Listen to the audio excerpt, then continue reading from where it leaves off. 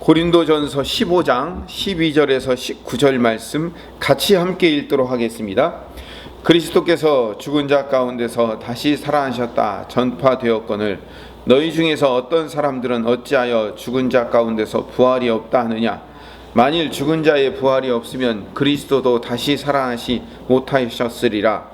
그리스도께서 만일 다시 살아나지 못하였으면 우리가 전파하는 것도 헛것이요 또 너희 믿음도 헛것이며 또 우리가 하나님의 거짓 증인으로 발견되리니 우리가 하나님이 그리스도를 다시 살리셨다고 증언하셨음이라.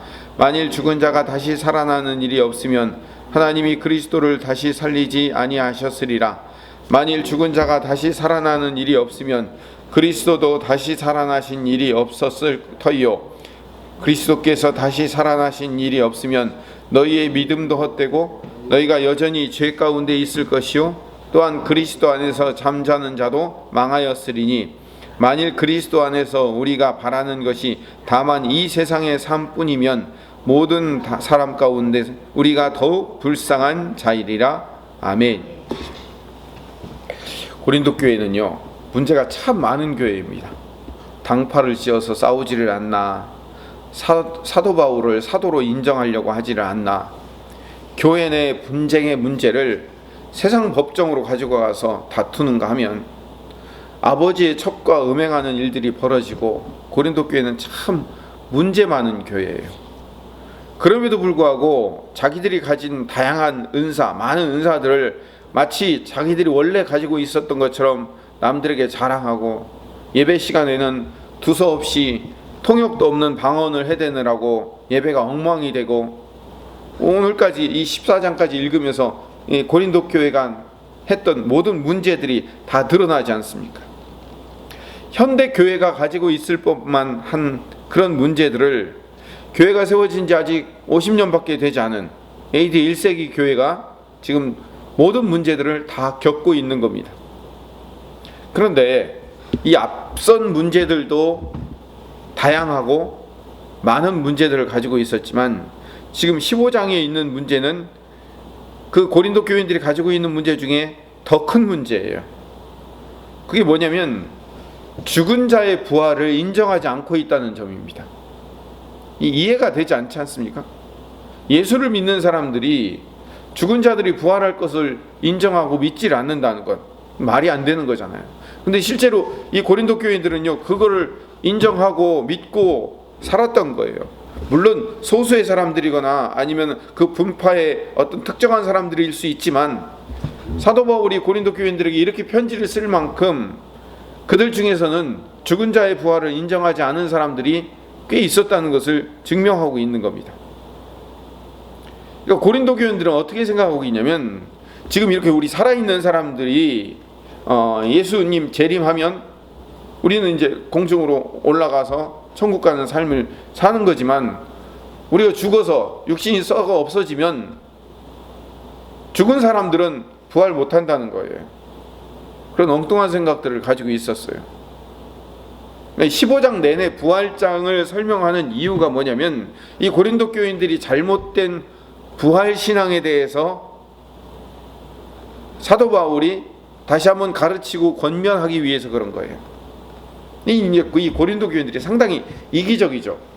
뭐가 이기적이냐면 지금 우리 살아있는 사람들이 예수님 재림하시면 우리는 이제 살아있는 채로 공중에 들려 올라가지만 이미 죽은 자들은 소용없다는 거예요. 살아있는 사람들만 중요하다 이렇게 생각하고 있는 거죠.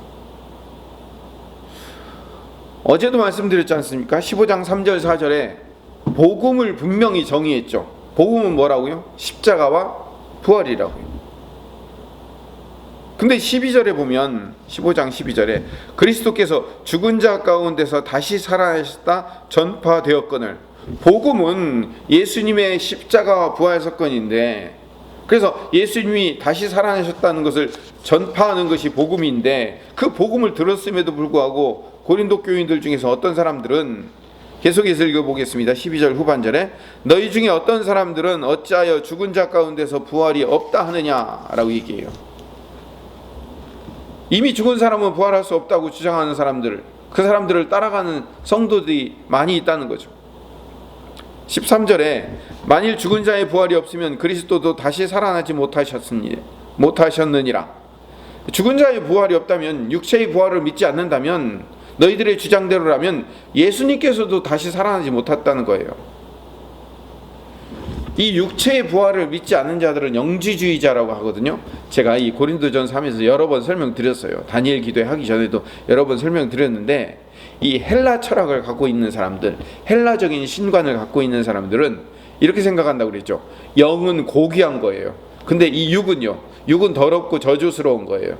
그래서 영은 살아있기에 이데아의 세계, 천국의 세계로 가지만 이 육은 썩어서 없어진다고 그렇게 생각했어요.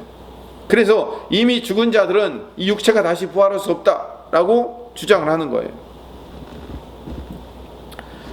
14절에도 그리스도께서 만일 다시 살아나지 못하셨으면 우리가 전파하는 것도 헛것이요 또 너희 믿음도 헛것이며, 우리가 만약 예수님의 부활을 전하지 않는다면 복음이라는 것 자체가 우리가 전하는 게 아무런 의미가 없는 거잖아요.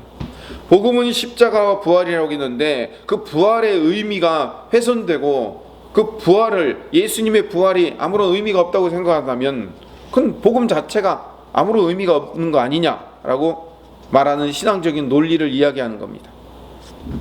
15절로 넘어가면 또 우리가 하나님의 거짓 증인으로 발견되리니, 만약 부활이 없다고 증거한다면 우리는 거짓 증인이 될 수밖에 없다는 거예요. 왜냐하면 하나님께서 그리스도를 다시 살리셨다고 하나님이 말씀하셨는데 죽은 자의 부활이 없다고 얘기하면 하나님께서 그리스도를 다시 살리신 것도 헛된 믿음이고 잘못된 신앙일 수밖에 없지 않느냐라고 이야기를 하는 거죠.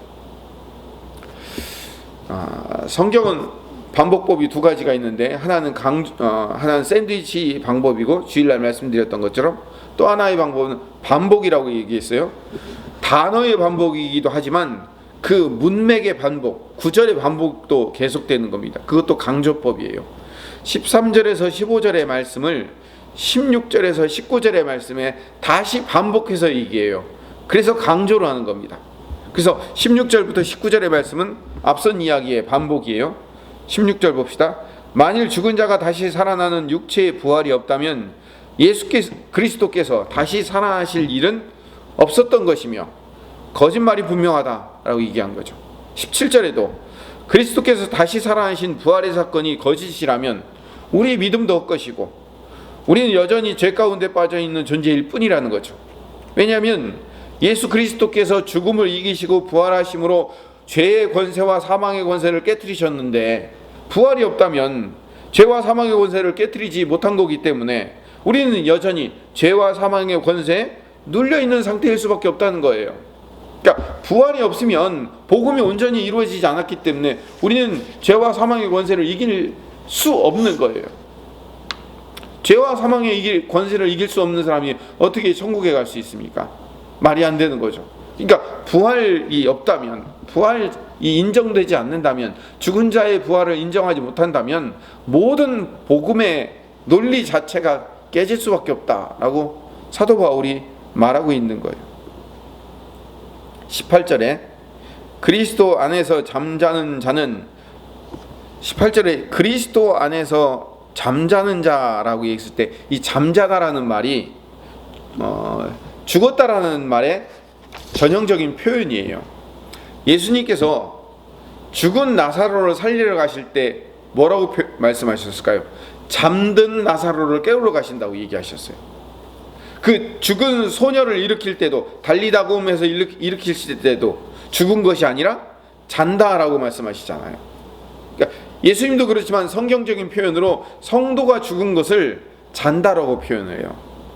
그래서 18절 본문에서도 또한 그리스도 안에서 잠자는 자도라고 했을 때, 잠자는 자라는 것은 잠시 예수님의 재림이 있기 전까지 잠시 죽어있는 사람들, 잠시 묻혀있는 자들을 잠자는 자라고 얘기하는 거예요. 근데 부활이 없다면 그렇게 그리스도 안에서 잠자는 자들도 망하는 거죠. 왜? 부활하지 못하기 때문에.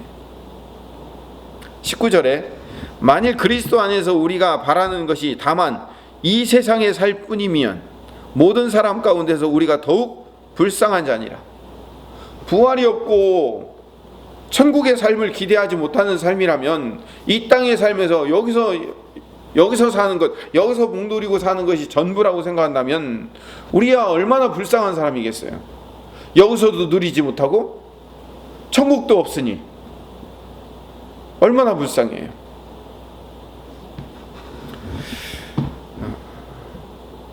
부활은 분명한 기독교의 복음의 진리의 절반입니다.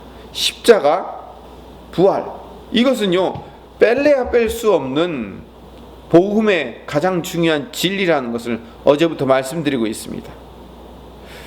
요한복음 14장 2절 3절에 보면 예수님께서 십자가 지기 전에 제자들을 불러 모으고 뭐라고 얘기하냐면은 성령님을 소개하기 전에 성도들을 위해서 내가 거처를 예비하러 간다고 말씀하셨어요. 내가 가야 또 다른 분이 오시는데 그 보혜사 성령이 오시기 전에 내가 먼저 가야 되는 이유는 내가 가서 너희들의 거처를 예비하기 위해서 간다고 말씀하고 있거든요. 우리는 이미 거처가 준비된 자들이에요. 천국의 거처가 준비된 자들이죠. 하나만 찾아보고 마치겠습니다. 로마서 6장을 찾아봅시다. 고린도전서 바로 전이 로마서입니다. 로마서 6장 8절에서 11절 말씀을 봅시다. 로마서 6장 8절에서 11절, 신약성경 247페이지입니다. 로마서 6장 8절에서 11절 말씀 같이 한번 읽어보겠습니다. 만일 우리가 그리스도와 함께 죽었으면 또한 그와 함께 살 줄을 믿노니 이는 그리스도께서 죽은 자 가운데서 살아나셨음에 다시 죽지 아니하시고 사망이 다시 그를 주장하지 못할 줄을 알미로다. 그가 죽으심은 죄에 대하여 단번에 죽으심이요 그가 살아계심은 하나님께 대하여 살아계심이니 이와 같이 너희도 너희 자신을 죄에 대하여는 죽은 자요 그리스도 예수 안에서 하나님께 대하여는 살아있는 자로 여길지어다. 우리는 설령 때로 내일 당장이라도 하나님이 우리의 육체를 죽이실지라도 우리는 반드시 부활할 수밖에 없는 부활의 생명체임을 믿고 있는 것, 부활의 소망을 가지고 있는 것이 성도예요. 우리 안에는 그런 분들이 없겠죠. 우리 안에 죽음에 대한 공포가 있는 사람들은 아무도 없을 겁니다. 왜냐하면 우리는 부활에 대한 분명한 소망을 갖고 있기 때문에 그렇습니다. 혹여라도 있다면 지금 주님 앞에서 믿음을 달라고 우리는 기도해야 돼요. 우리는 산 소망을 가지고 있는 자들이에요. 내일 당장, 아니 지금 당장 하나님이 우리가 죽는다고 할지라도 우리는 이 땅의 삶의 전부가 아니기 때문에 영원한 삶의 한 잠깐의 그 인생을 여기서 살아왔기 때문에 우리는 산 소망을 가지고 있는 나그네 인생이기 때문에 하나님 나라를 기대하면서 살 수 있는 인생이기 때문에 하나님 나라를 소망하기 때문에 우리는 더 이상 죽음에 대한 죄에 대한 공포가 없는 사람임을 깨닫는 거예요. 믿음을 달라고 더 우리는 기도해야 됩니다. 하나님 나라의 소망을 가지고 사는, 하나님 나라의 소망을 기대하며 사는 인생임을 깨닫고 오늘 이 아침에 하나님 나라의 소망을 더 크게 바라보며 사는 하나님의 백성 되게 해달라고 기도하시는 이 아침 되시기를 간절히 소망합니다.